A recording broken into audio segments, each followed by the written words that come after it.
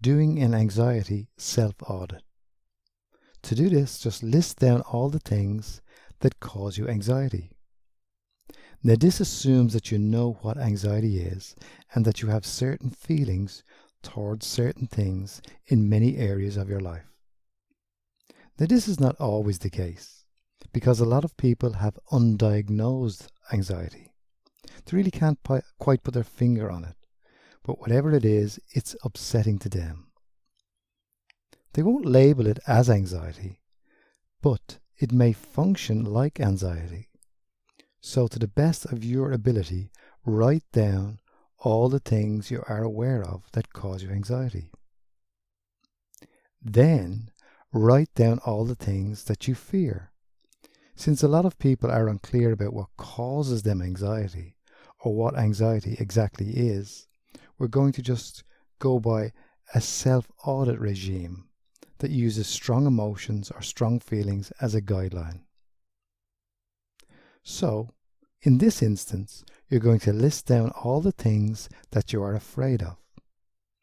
List them all out. There's no such thing as a wrong answer.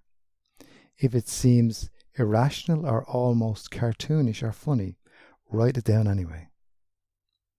This is all about you. Nobody's going to read your answers.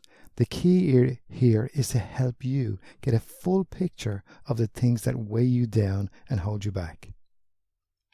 Then, I want you to list down all the things you are guilty of.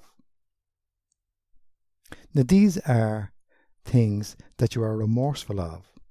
They are the things you wish you didn't do or didn't happen. Maybe these are things you did in the past or said in the past. Write them all down. There's really no intensity level here.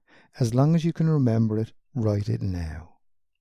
And as long as it does come up in your mind from time to time, that's good enough to write it down. Then, write down the things that you are doubtful of. Do you have relationships that you are doubtful of? Maybe you feel like you don't love your parents. Maybe you feel that your parents don't love you. Maybe you feel like you don't really believe in religion, or the religion of your parents, or the religion you've chosen, or you don't have much faith in your partner. Whatever it is, write it down, the things that you are doubtful of. Now, these are just examples. Then, right off the top of your head, be as spontaneous as possible. There's no such thing as a right or wrong answer. So write down everything, because you're trying to come up with a full audit of everything that's knocking you around in your head. As much as you can, try not to edit yourself. Remember, nobody's going to check your answers. What's important is that you get everything down that you are thinking about as long as it enters your mind. Just write it down.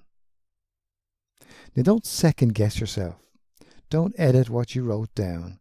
Think clearly about what happened.